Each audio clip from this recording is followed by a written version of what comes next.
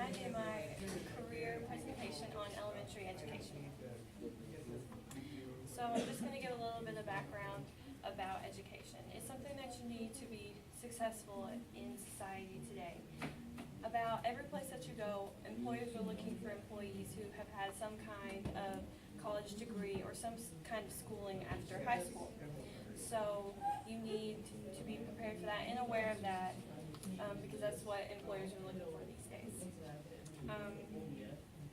Since you were a baby, you're learning things. As soon as you come out of the womb without you even knowing it, you're learning new things about the world around you. You learn that if you cry, your mom and dad comes in, gives you what you need, and then you learn if you point at something, then they'll know that that's what you need.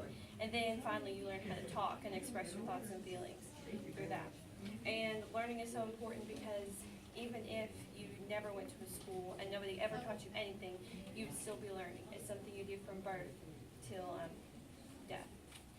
And the reasons why you should consider elementary education as the career for you is because the requirements are easy to achieve, the workday isn't hard, there is an abundance of benefits, and you should have no problem finding a job after graduation. So up here are a few requirements of becoming an elementary educator. You have to have a minimum of a bachelor's degree in early childhood development or elementary education. It's not hard, it's just 4 years, and you just need to work hard, and it's not anything that's really strenuous. So for different requirements, or for different teaching opportunities, you'll have to do more. Like if you were going to be a college professor, you have to get like a master's or a doctorate or something like that, something bigger. But for elementary, it's just a 4-year degree. You will be certified to teach preschool through 6th grade or preschool through 8th grade after you get your bachelor's degree. And I would suggest that you get an emphasis on a certain subject, like English or math or something like that, so that you could be promoted, eligible to be promoted to other jobs that pay a little bit more. Additional requirements are you will have to go through what is known as a student teaching program, where basically you go to a school that's around where you live and you're under the supervision of another teacher, and you might teach a couple times a week, and the teacher might give you helpful hints about how to handle certain situations in the classroom, how to teach a certain subject that might be a little hard for kids to understand, and things like that. That's just to prepare you to make sure you're ready to be in a classroom on your own. And then you will have to, after you get hired, you'll have to go to workshops every so often with other teachers to learn how to do different things and how to teach subjects different ways. So the typical workday for a teacher, it starts out with breakfast or bus duty. So you have to get to school a little bit early. You just have to watch the kids get off the bus or eat breakfast, make sure that they have what they need, that they're behaving, that they're doing everything that they need to do. Oh, and with every school and every classroom, it's a little bit different. This is just a typical, kind of normal work day. So then the kids will come to your classroom, and you'll probably teach your first 2 lessons of the day, like you'll teach English and math or science and social studies the first part of the day. If you are teaching preschool or kindergarten, they will need times of break because kids can't really sit at that age and learn for a long time, so they'll need times of break. And then after that, they'll have lunch and recess. And if you don't have lunch or recess duty, you can stay in your room, and that's called prep time. You can work on your lesson plans, you can make copies, you can grade papers, do anything that you need to do during that time. And then if you have preschool or kindergartners, they'll have to have a nap time after that, and that's additional prep time if you need it. So after the children finish their nap or they come in for lunch or recess, you'll teach the remaining 2 lessons to them. And then you'll get the kids on the bus.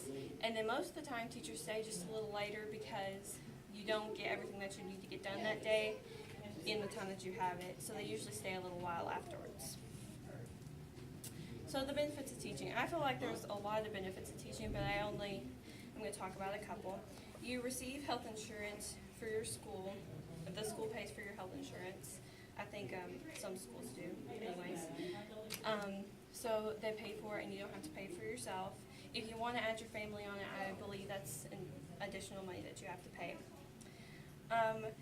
If you have your own children, you'll get to be at the place that your children are every day. You won't see them all the time or anything, but your kids will still be there. My mom used to be a teacher, and I really enjoyed having her there every single day, to where if I need something, she's there with me.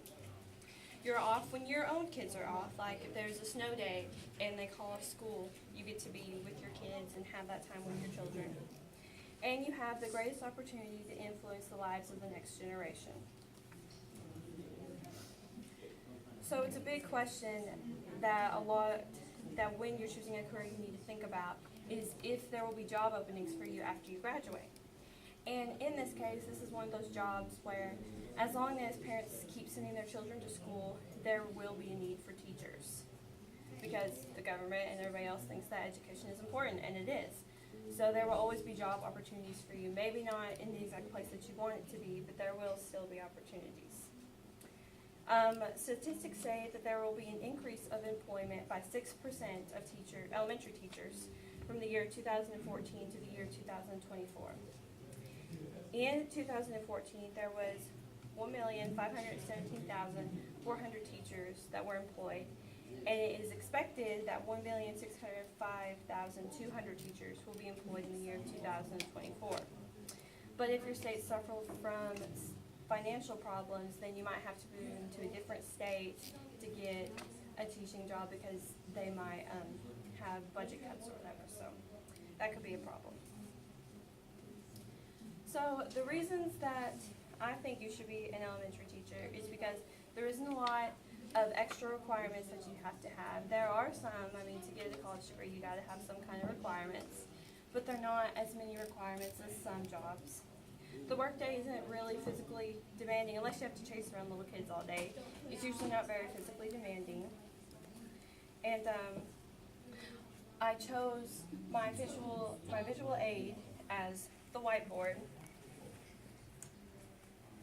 because it's something that you'll be using every day in this marker and eraser.